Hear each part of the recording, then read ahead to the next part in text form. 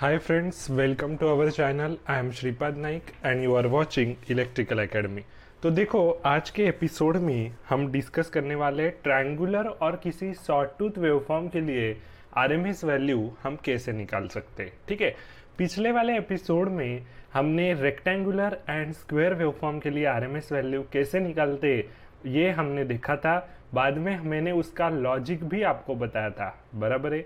तो अभी ट्रायंगुलर और सॉटूथ वेवफॉर्म के लिए आज हम देखने वाले हैं, लेकिन उसके पहले मैं आपको कुछ कहना चाहता हूँ। पिछले वाले एपिसोड में जो लास्ट का जो पार्ट मैंने आपको एक ट्रिक बताई थी कि आपको वैल्यू दी है वाई एक्सिस पे उसका स्क्वायर करके एक्स एक्सिस में जो भी ड्यूरेशन है उसका टाइम ड्यूरेशन उसको मल्टीप्लाई करके और प्लस करके आगे बढ़ते जाना है। सब कुछ जो हमने लास्ट में निकाला था टर्म उसका रूट करना भूलना मत। ठीक है, पिछले वाले एपिसोड में मेरा रूट करना उसका भूल गया था। रेस टू 1/2 करो या रूट करो एक ही है। ठीक है, तो वो आपको भूलना नहीं है। ठीक है, तो ये एक मिस्टेक थी जो मैंने आपको बता दी। अभी हम आगे बढ़ते हैं ट्रायंगुलर और सॉटूथ वेवफॉर्म के लिए। ठीक है, तो देखो मान लो मुझे एक ट्रायंगुलर एक वेव दी है और ये जो वेव है मेरी एक ट्रायंगुलर वेव है जिसका टाइम पीरियड है t और ये टाइम पीरियड t दिया है, मतलब आगे भी ऐसी वेव मेरी रिपीट होगी।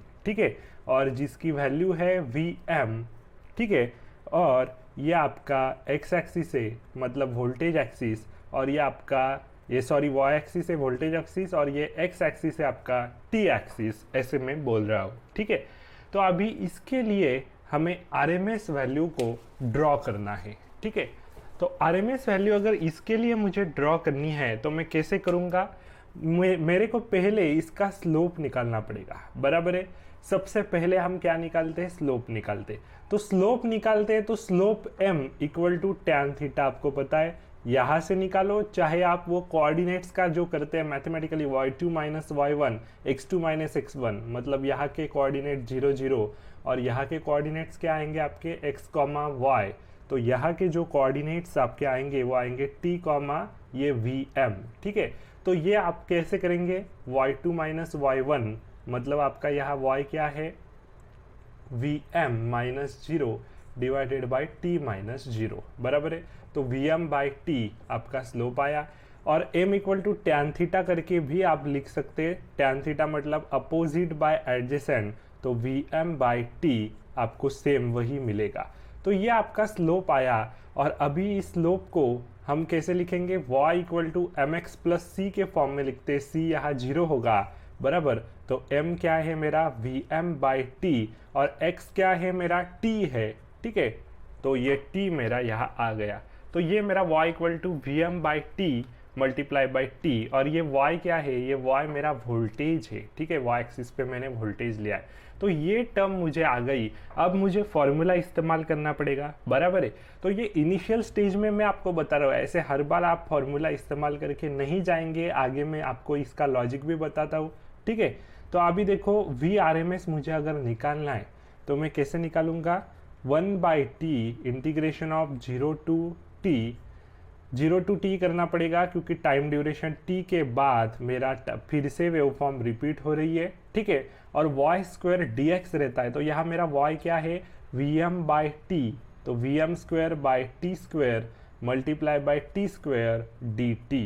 ठीक है, रेस टू 1/2, ये भूलना मत। ठीक है, तो मेरा Vrms अभी क्या आ गया, Vrms अगर मैं यहाँ निकालना चाहूँ तो ये Vm स्क्वायर और ये t ये कांस्टेंट है, तो ये बाहर आ जाएगा। तो ये होगा Vm square by T cube, और इंटीग्रेशन ऑफ टी स्क्वायर जो मेरा आएगा t क्यूब बाई 3, और इसका मेरे को ये 0 टू t करना पड़ेगा रेस टू 1/2।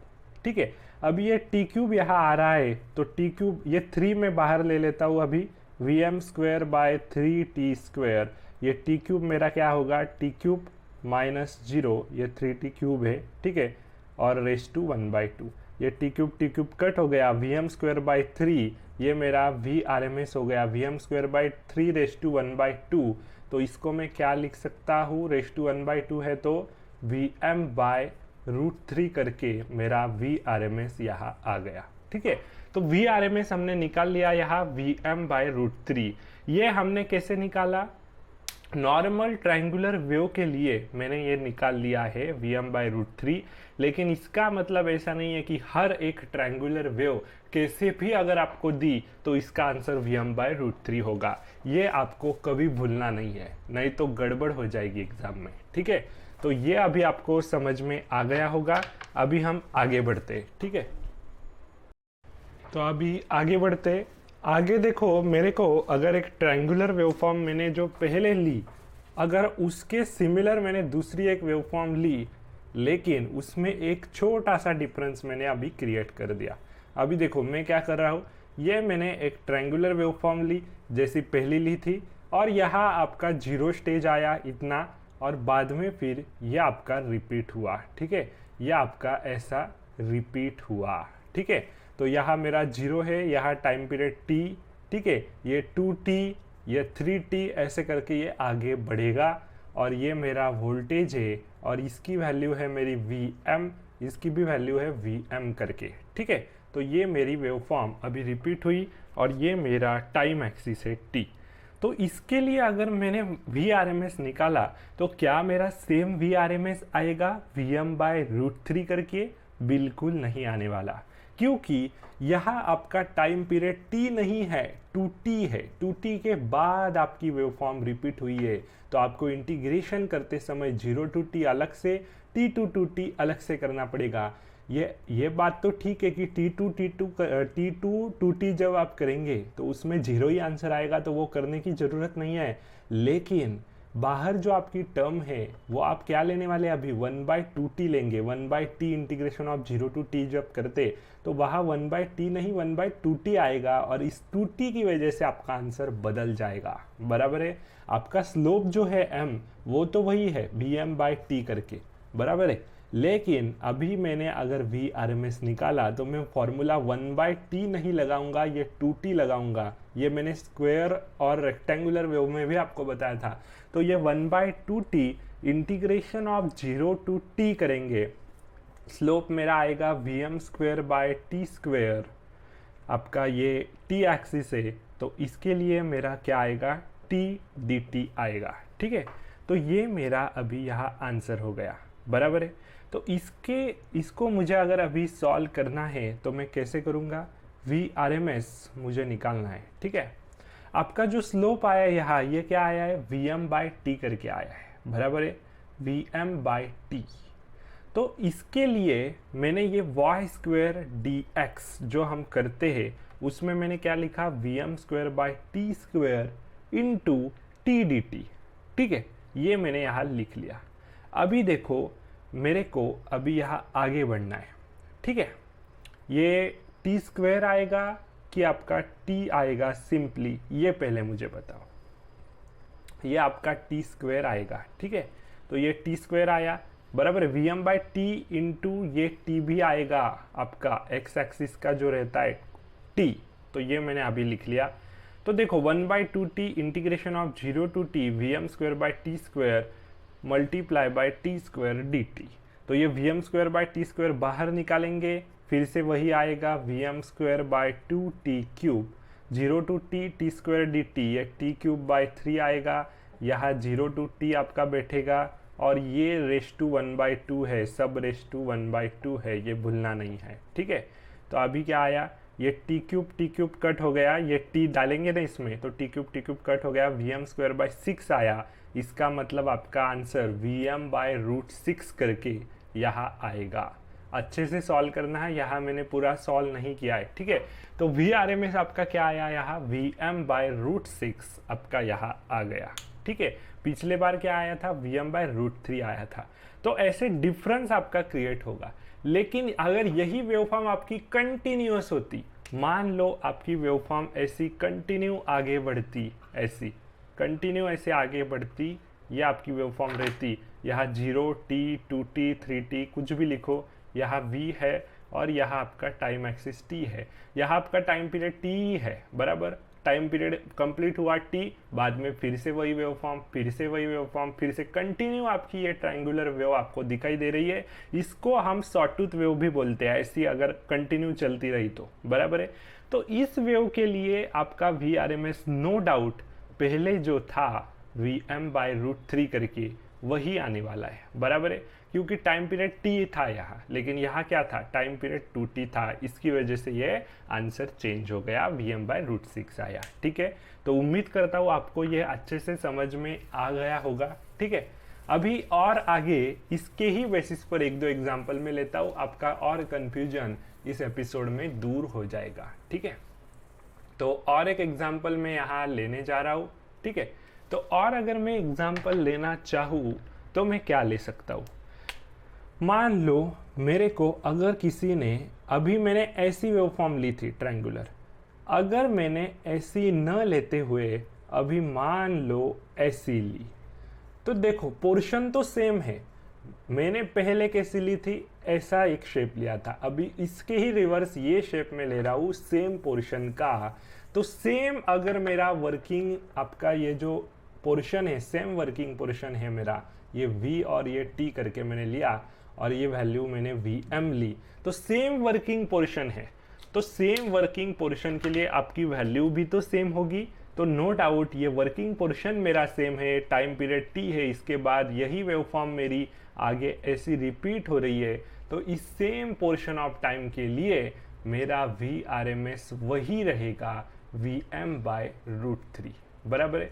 वैसे ही अगर इसके बेसिस पर मैंने ये एक लिया, सेम पोर्शन लिया, लेकिन यहाँ 0 पहले आ रहा है, फिर सेम पोर्शन लिया, फिर से मेरा 0 पीरियड आ रहा है, फिर से ऐसा हो रहा है, तो इसमें कंटिन्यू नहीं है ये वेवफॉर्म, तो कंटिन्यू नहीं है, तो आपका आंसर क्या आता है, इन दैट केस आपका वो पोर्शन अज्यूम करो ऐसा ऐसा जो लिया था, अभी शेप मैंने रिवर्स कर दी, यहाँ भी Vm/√6 करके आएगा, उसको रिलेट करो जो दूसरा एग्जाम्पल लिया, ये आप पहला एग्जाम्पल जो मैंने लिया उसको रिलेट करो, same working portion same answer. ठीक है, वर्किंग पोर्शन आपको इमेजिन करना है बस। ठीक है, अभी ये सॉटूथ वेवफॉर्म आपको फिर कैसी भी दो, ऐसी दो सॉटूथ वेवफॉर्म, सॉरी एक मिनट, ये डिज़ाइनिंग में कुछ गलतियां हो जाती है, आपको ये कंसिडर करके ही चलना है। सॉटूथ वेवफॉर्म है, देखो सॉटूथ वेवफॉर्म ऐसी ही आगे बढ़ रही है कंटिन्यू, चाहे वो आपको ऐसी दो और चाहे आपको एक्सटर्नल ऐसी दे, कुछ भी दे, कुछ भी एग्जाम हो, ऐसी अगर वेवफॉर्म आपको मिले कंटिन्यू सॉटूथ वेवफॉर्म, ये सेम पोर्शन है, ऐसा ही वर्किंग पोर्शन सेम है, सिर्फ इसको रिवर्स कर दिया गया है, इसका आंसर नो डाउट Vm/√3 करके आएगा। ठीक है, मान लो अभी किसी ने आपको ऐसी वेवफॉर्म दी है, ये आपको ऐसा ट्रायंगल दे दिया है और ऐसा ट्रायंगुलर वेवफॉर्म आपकी हमेशा ऐसी रिपीट होते हुए जा रही है आगे, तो इसको मैं दो पार्ट में ऐसा डिवाइड कर दूंगा। अभी मैं क्या करूंगा, इमेजिन करूंगा मुझे दिया क्या है, पहले मैं ब्लैक मार्कर से ही दिखता हूँ जो मुझे दिया है, ये टाइम पीरियड t दिया है, ये 2t दिया है, ये 3t दिया है, ये 4t दिया है। ठीक है, और ये जो डॉटेड डॉटेड मैंने शो किया ये क्वेश्चन में नहीं दिया आपको कंफ्यूज करने के लिए, तो इन दैट केस आप क्या करेंगे, आप इमेजिन करेंगे इसे as a sawtooth wave. Sawtooth wave कैसे इमेजिन करेंगे, ये पोर्शन देखो, इतना पोर्शन क्या है मेरा, ये सॉटूथ वेव फॉर्म है, मेरी सॉटूथ वेव है, लेकिन इसके रिवर्स अभी ये आपकी डायग्राम हो गई ऐसी करके, पहले ऐसी थी अभी ऐसी हो गई, लेकिन है तो सॉटूथ ही। मैंने आपको क्या बताया, चाहे आपको ऐसा कोई शेप मिले, ऐसा, या फिर आपको ऐसा कोई शेप मिले, ठीक है, ये सॉटूथ वेवफॉर्म का कौन सा भी शेप मिले, आपका आंसर क्या होने वाला है, डायरेक्टली Vm/√3। सिर्फ इसके लिए कंडीशन क्या है, ये वेवफॉर्म कंटिन्यूअस होनी चाहिए।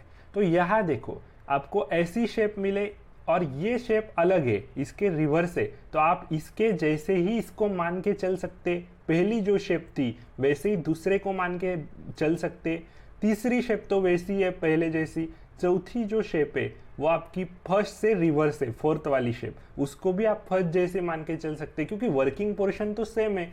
तो ये वेव आपके दिमाग में कैसी आप इमेजिन करेंगे, ये जो ट्रायंगुलर वेव है वो आपके दिमाग में, ये आपको ऐसी दी है फर्स्ट वेव, ये तो बराबर है, सेकंड जो आपको दी है फर्स्ट वेव का हाफ पार्ट जो आपको मिला है वो आपको रिवर्स करके मिला है, लेकिन इसको भी आप ऐसे में इमेजिन कर सकते हैं, वर्किंग पोर्शन सेम है।